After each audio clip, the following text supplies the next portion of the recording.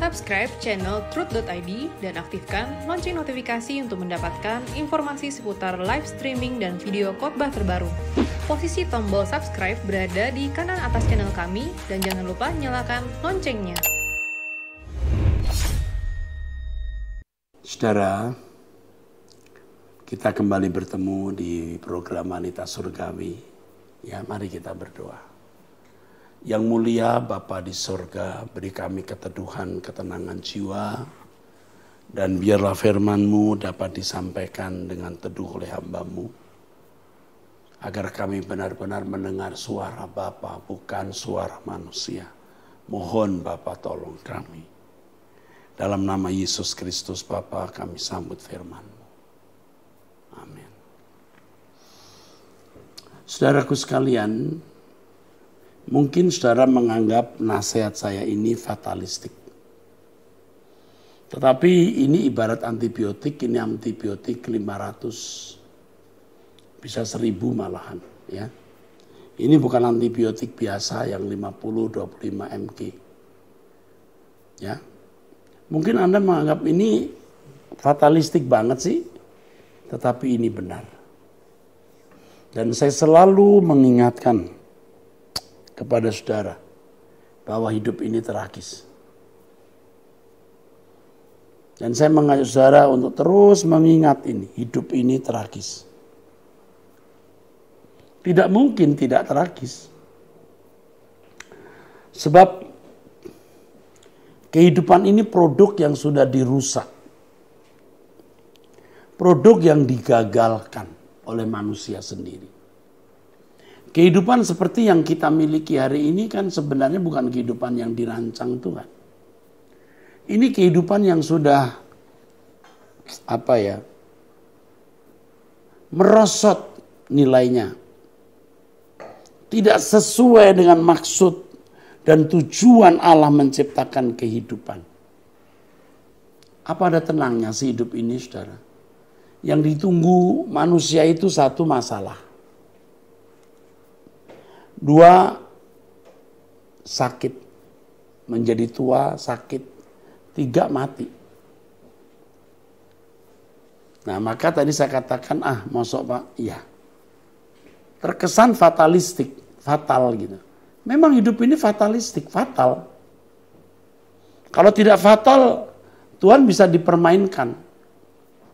Sebab pada hari manusia makan buah itu, manusia mati. Artinya manusia terpisah dari hadirat Allah, bumi terkutuk. Oleh korban Yesus Kristus, amin, manusia dapat diperdamaikan kembali dengan Allah. Tapi bukan berarti lalu kutukan atas bumi ini diangkat. Bumi tetap menjadi planet yang terkutuk, terhukum. Menimbulkan onak dan duri. Yang akhirnya nanti pasti akan menjadi lautan api. Ya, lautan api. Teks aslinya mestinya bukan lautan. Ya. Limnetopuros, danau api. Kalau lautan dalam bahasa Yunaninya talasa. Talasa. Tapi kata yang digunakan untuk lautan api itu limne. Ya, danau. The lake of fire. Lalu manusia, walaupun dia orang Kristen, dia tidak lolos dari masalah. Manusia sekitarnya bermasalah, dunia bermasalah, dunia krisis. Orang Kristen juga kena krisis. Tidak bisa tidak. Tetapi, nah ini luar biasa. Krisis yang kita bisa juga alami atau hadapi, bisa menjadi sarana Allah mendewasakan kita. Orang lain mengalami krisis, kita juga krisis, bisa. Tapi kita bisa melewatinya. Dan di dalam pergumulan menghadapi krisis, apakah ekonomi dan lain-lain, kita didewasakan. Jadi naif ya kalau ada orang Kristen berkata, puji Tuhan, saya menjadi Kristen, sejak jadi Kristen saya ini loh, gak punya masalah. Kalau ada masalah cepat selesai itu Tuhan buka jalan. Doa-doa saya selalu dijawab gitu. Saya mendengar itu wawancara di TV. Seorang Kristen berkata begitu. Waduh. Mimpi kali. Saya itu kalau punya masalah cepat selesai. Tuhan hindarkan saya dari masalah. Doa-doa saya selalu dijawab, dikabulkan katanya. Aduh, tidak mungkin itu bohong. Ya mungkin benar sementara waktu ketika jadi Kristen baru. Tapi setelah dewasa pasti Tuhan proses. Jadi saudara-saudaraku sekalian, dengan kondisi ini, saudara jangan mimpi ya jadi orang Kristen bebas dari masalah. Tidak mungkin. Ya, di dalam Alkitab di 1 Korintus 10 ayat 13 mengatakan bahwa pencobaan-pencobaan ini adalah pencobaan-pencobaan yang biasa. Yang semua manusia alami. Kalau dikatakan semua manusia artinya bukan hanya orang Kristen ya, semua manusia. Jadi jangan merasa saudara orang Kristen lalu bisa bebas dari masalah. Itu penipuan saudara. Dan kalau sampai ada hamba Tuhan yang berkhotbah bahwa menjadi orang Kristen artinya jadi pemenang, selalu bisa tidak punya masalah atau menghindari masalah, atau kalau punya masalah cepat dapat menyelesaikannya. Itu bohong. Pasti salah. Tuhan berkata Allah bekerja dalam segala sesuatu. Kalimat lain, Allah bekerja dalam segala masalah. Loh, di dalam masalah Allah bekerja. Berarti ada masalah. Berarti Tuhan memakai masalah untuk mendewasakan kita. Agar kita serupa dengan Yesus. Ayat yang lain mengatakan begini. Ucapkan syukur dalam segala hal. Berarti ya kita pasti punya masalah. Persoalan dan harus mengucap syukur. Kalau dalam 1 Petrus 1 ayat 6 dikatakan, bergembiralah akan hal itu sekalipun sekarang ini kamu seketika harus berduka cita oleh berbagai-bagai pencobaan. Jadi pasti ada masalah. Jangan berpikir saudara tidak akan punya masalah. Ya, jangan sampai Anda berpikir bahwa saudara orang paling malang karena saudara punya masalah, orang lain tidak punya masalah. Loh, Anda kan tidak tahu hidup orang itu. Mungkin saat ini dia punya masalahnya tidak dia ungkapkan, orang tidak tahu.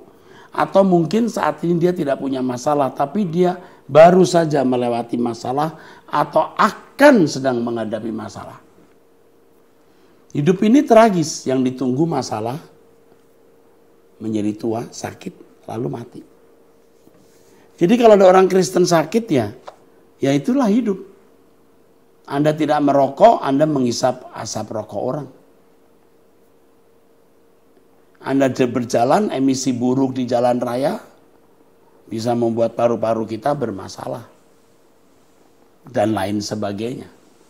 Hal ini saya kemukakan supaya kita jangan sekali-kali berpikir bahwa kita bisa membangun firdaus di bumi. Mungkin tanpa sadar orang berurusan dengan Tuhan.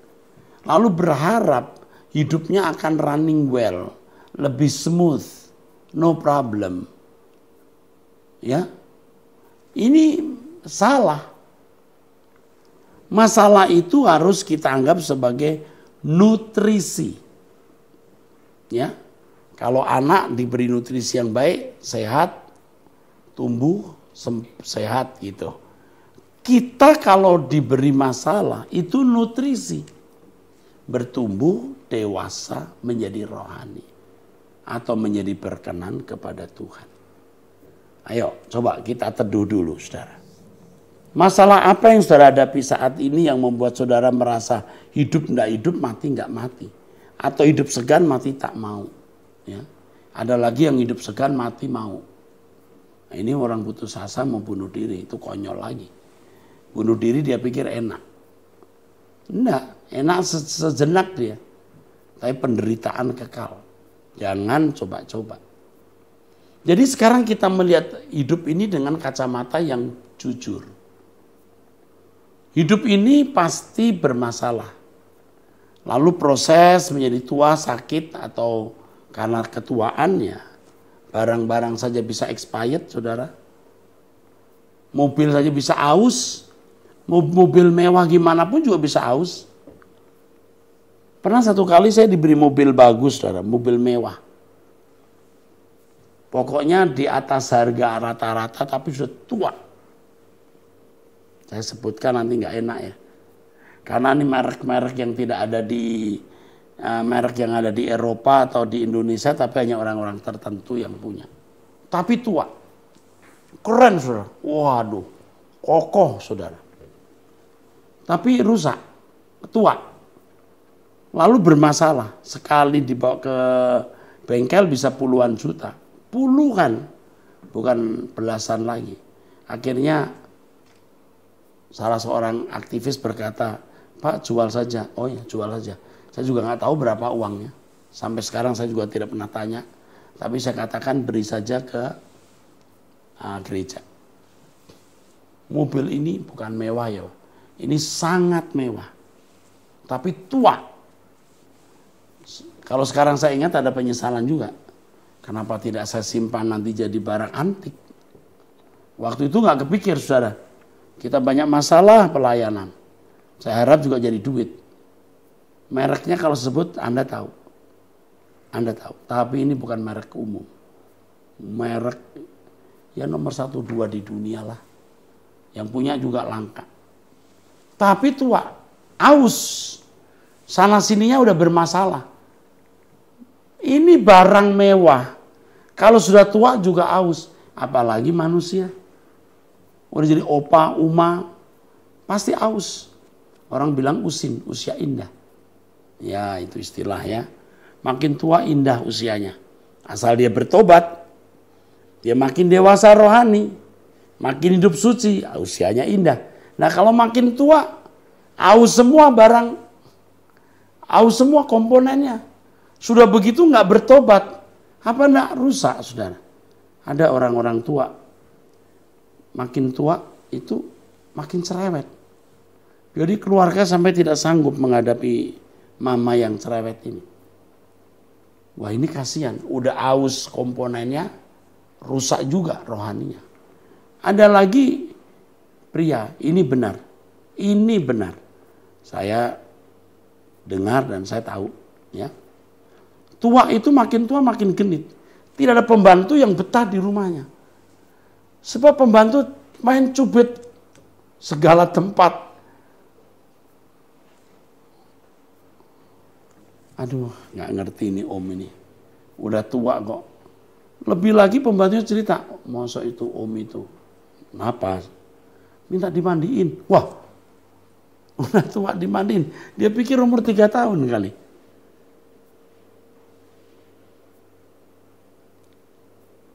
Saudara, hidup ini tragis kan? Makin tua, yang ditunggu masalah, tua jadi pikun. Wah kalau jadi pikun udah susah deh. Nah ini cerita lucu-lucu kalau udah pikun ini saudara. Udah lucu-lucu. Saya pernah makan bareng dengan seorang teman. Teman suami istri udah tua juga. Papanya tua sekali. Papanya tuh dulu waktu muda katanya dokter. Bercanda atau gimana, kok saya ditempeleng depan umum. Aduh.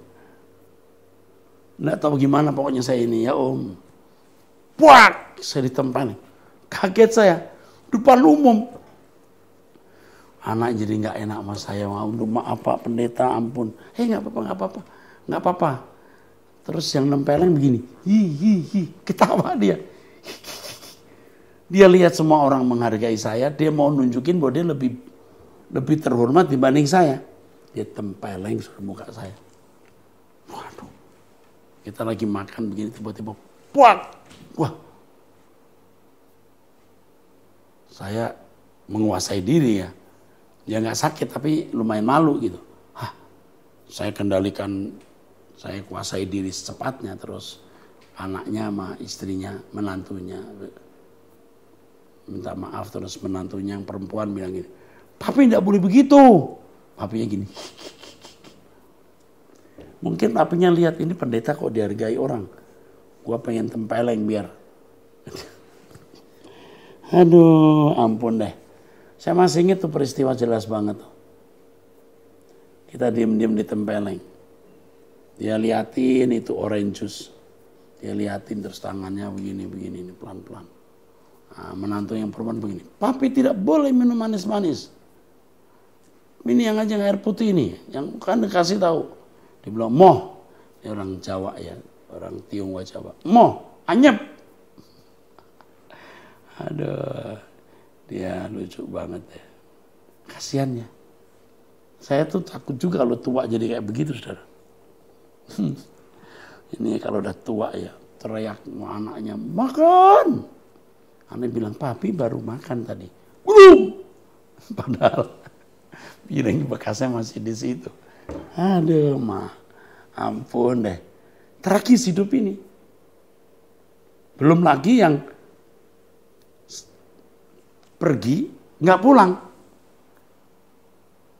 Dia nggak tahu pulangnya. Dia lupa rumahnya. Aduh. Ini tragisnya hidup. Benar. Di rumah teman jemaat tapi dekat ya. Papanya udah pikun. Dia lebih ingat menantu perempuan. Dia punya menantu perempuan. Lah anaknya laki-laki. Dia nggak kenal. Kalau menantu perempuan dia kenal. Satu hari saudara di kamar dilayani. Terus dia suaminya anaknya anak si bapak ini. Juga di situ, dia bilang sama menantunya, ini siapa ini?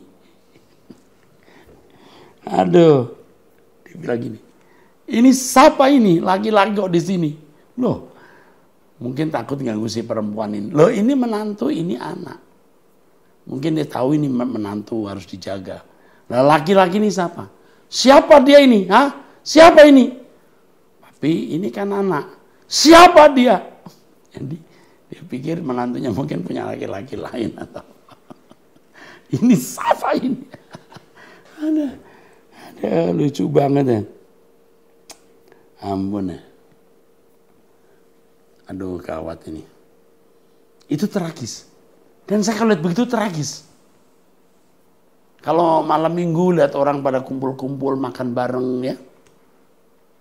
Lalu di situ ada godfather-nya, ada angkungnya, kungkungnya, opanya, wah paling hebat ya mungkin dia yang punya harta ya.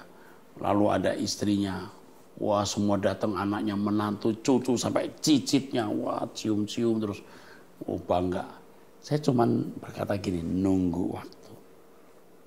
Nunggu waktu dia dibawa ke ruang ICU, tidak sadarkan diri. Tunggu, satu-satu. Apa nggak tragis? Jadi kalau kita lihat pesta meriah, ada kesedihan di situ. Kenapa? Karena semua akan berakhir. Nggak tahu ya saudara, sejak saya diubahkan Tuhan, lalu khotbah terus langit baru, bumi baru. Aduh, saya melihat hidup ini jadi tragis. Ya, tragis. Kalau saudara, dulu kita suka nonton film ya, dulu ya. Lalu kalau kita nonton film terus, akhir cerita kan happy ending tuh. Wah entah film silat, entah apa, dipisahkan lalu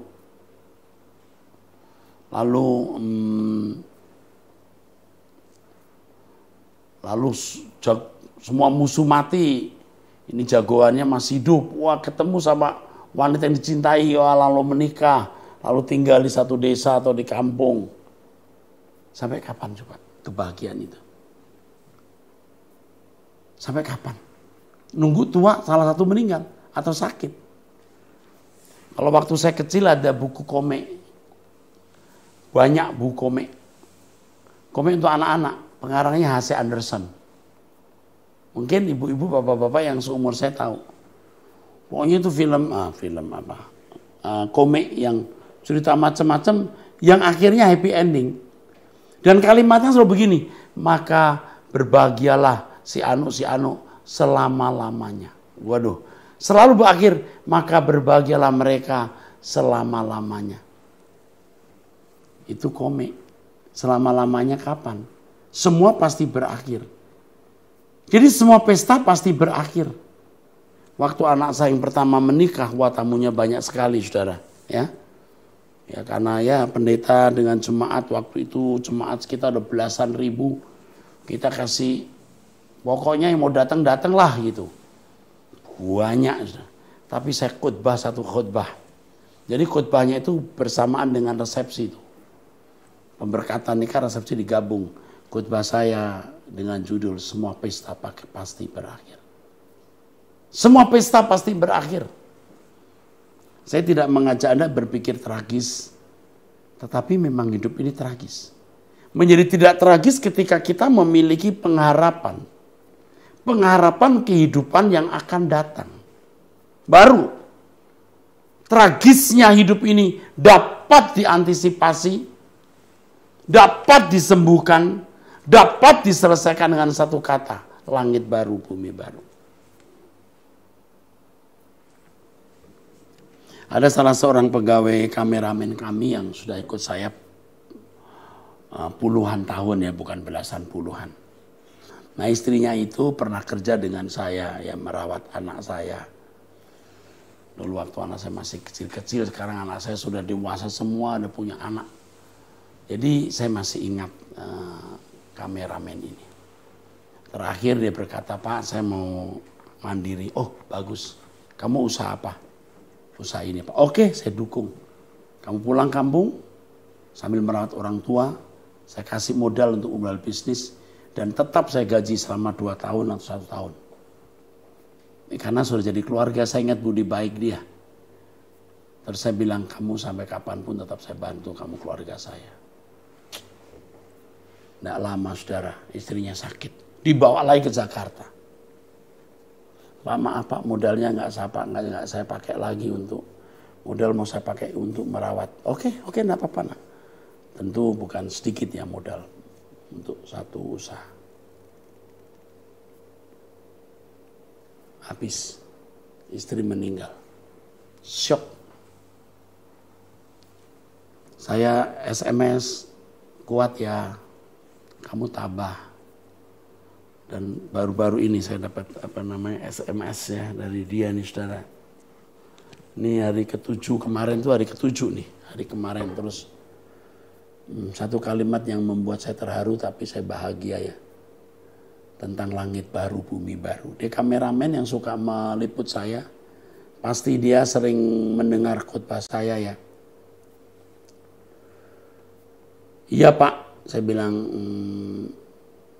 tetap kuat ya. Saya sebut nama istrinya, sudah berbahagia dengan Tuhan. Dia jawab, sebelumnya nih aduh pedih sekali ya. Dia kalau ngomong hati saya sedih banget. Ya dia bawa istrinya pulang bukannya ini malah meninggal. Aduh, dia bilang,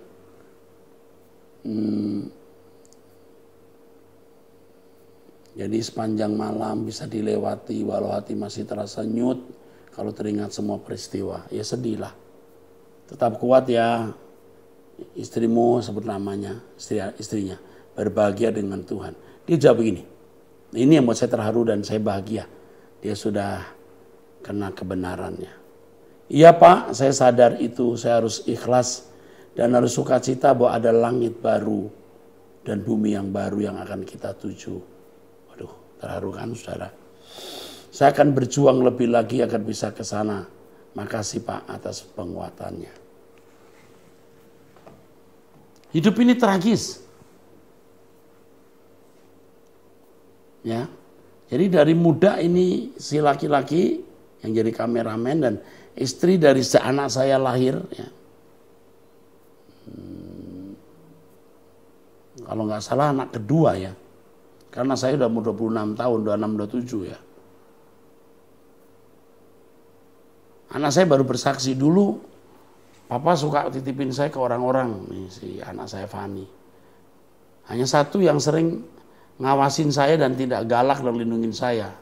Disebut nama Mbak ini, istri yang meninggal ini. Makanya saya ikut kehilangan juga saudara. Ya, ini. Tetapi langit baru, bumi baru itu loh saudara. Ya, yang saya melihat bagaimana proses kehidupan orang.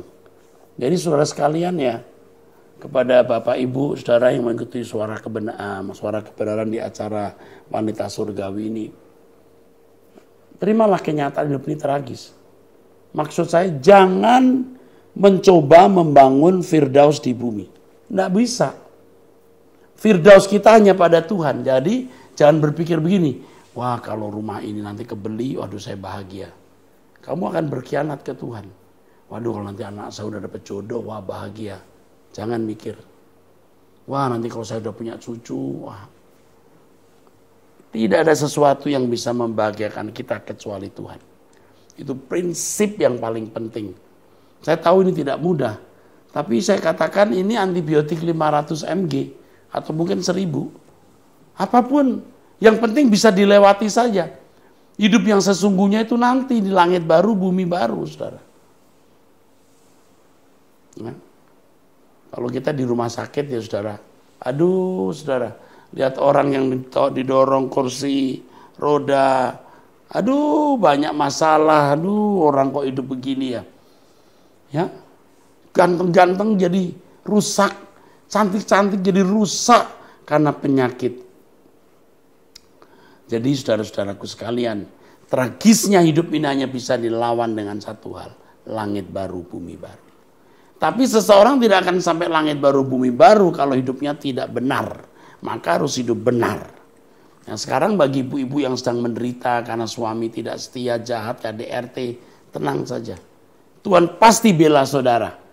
Asal jangan membalas kejahatan dengan kejahatan. Tetap teduh, tetap tenang. Ya. Dan fokus ke langit baru, bumi baru. Benar saudaraku. Ya. Saya ingat satu lagu yang dulu pernah saya tulis, ya udah lama ini lagu ya. Ada tanya dalam gelisah di hati, untuk apa aku ada di bumi ini? Tak uap sekejap bunga rumput pagi yang akan layu di sore hari. Malam kelam, padang gersang, dan tandusnya cerita tragis kehidupan manusia. Dan satu persatu mereka yang dicinta berpulang tak kembali lagi. Kalimat ini penting. Malam kelam, padang gersang, dan tandusnya cerita tragis kehidupan manusia. Dan satu persatu mereka yang dicinta berpulang tak kembali lagi. Tuhan hantarlah langkahku sebelum usai hariku, untuk memahami rencanamu di dalam taman hidupku. Tuhan celikkan batinku untuk mengerti hatimu, agar ku tunaikan semua yang Bapa ingini. Lagu ini saya tulis sudah belasan tahun ya. Kalau saya bilang puluhan tahun nanti lebay lagi. Kayaknya udah lama lah saya tulis ya lagu ini ya. Waktu saya tulis saya belum sedewasa hari ini. Belum. Masih ada hobi-hobi lah, kesenangan ini, kesenangan itu. Waduh, kalau sedang ngurus ikan pagi sampai sore. Besok lagi ngurus ikan lagi. Saya hobi ikan hias. Jadi rumah saya sampai ada tiga akuarium yang resmi, ya, yang legal. Yang tidak resmi ada di atas, ada di itu nggak resmi. Kenapa? Saya nggak mau istri saya tahu nanti rame. Ikan lagi. Yang 3 itu yang resmi, yang nggak resmi saya taruh di kamar, saya taruh di atas. Jadi istri saya yang jarang ke atas di jemuran, dia nggak lihat ada akuarium juga di situ. Saya selamatkan ikan-ikan saya dari terorisme. Aduh saudara, lalu hobi saya musik, piringan hitam. Waduh, terus hunting piringan hitam. Kalau keluar negeri, pasti tempat musik dari piringan hitam. Belum pulang gereja, belum khotbah udah mikir nanti sudah khotbah pulang dengerin musik. Aduh saudara, saya itu setengah berkhianat atau sudah berkhianat ke Tuhan. Tapi bisa nyanyi lagu ini. Jadi memang udah fokus ke langit baru, bumi baru. Apalagi sekarang saya sudah bertobat, saya buang semua. Saya hubungi adik saya, kamu bawa loh akuarium saya ini. Waduh terima kasih. Dia bilang dengan lemarinya ya? Iya dengan lemarinya. Wah udah tambah syukur. Saya kasih lagi sound system saya. Ambil semua, pakai, Anda tahu pakai apa? Mobil box. Harus pakai mobil box. Udah saya ikhlas. Sekarang nggak ada sound system di kamar, nggak ada. Sekarang dipakai untuk Zoom khotbah pagi, ya. Sono sini kabel, ya. Tempatnya sempit, nggak apa-apa. Dan makin mantap. Waktu itu saja saya sudah punya proyeksi langit baru, bumi baru, walaupun ada selingkuhan, ya kan. Selingkuhannya itu ikan, hobi-hobi, ada hobi-hobi tertentu. Aduh. Untung saya ditegur Tuhan, dipukul dia, digampar baru ya Tuhan. Udah, aku mau pulang saja. Nah, Tuhan mulai baharui ya hidup saya. Ya. Terus Tuhan baharui. Saya mengajak saudara-saudara sekalian, apapun masalah kita, jangan jadikan gede. Ya, yuk kita doa pagi setiap hari jam 5 pagi, kita berkemas-kemas. Ya, kita kerja buat Tuhan. Ya. Lalu kalau saudara, saya hari ini ada di Gading Kirana di pusat Sinode Gereja Suara Kebenaran Injil, juga sekretariat dari Gereja Suara Kebenaran Injil Rehoboth, didampingi banyak kru nih. Waduh, khotbah 4 kru paling tidak, belum 5 tadi yang menyiapkan yang lain.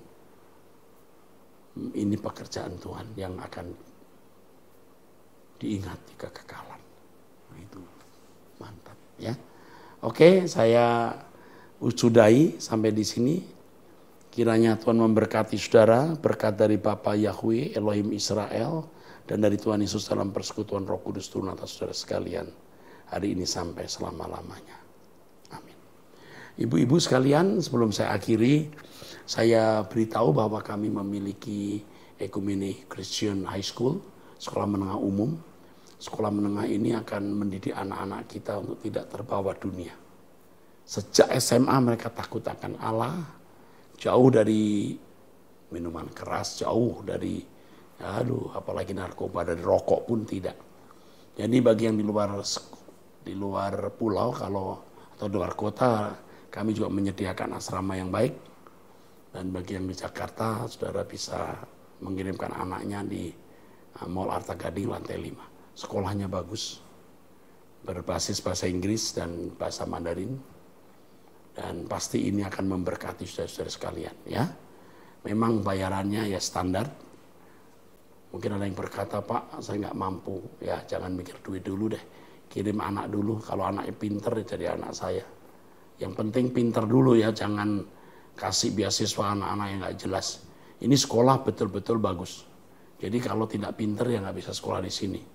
Tapi kalau sampai nggak punya orang tua lalu apa-apa ya saya akan sekolahkan di tempat lain sampai pinter baru bisa masuk sini atau lulus saja di sekolah lain ya. Pokoknya saudara akan mendengar suara Roh bahwa anak Anda di sini. Ekumene Christian High School. Sekolahnya bagus sekali. Yang mendidik karakter untuk menjadi manusia alam, becoming man of God, dan secara intelektual juga kami sangat utamakan. Sampai jumpa, Tuhan memberkati.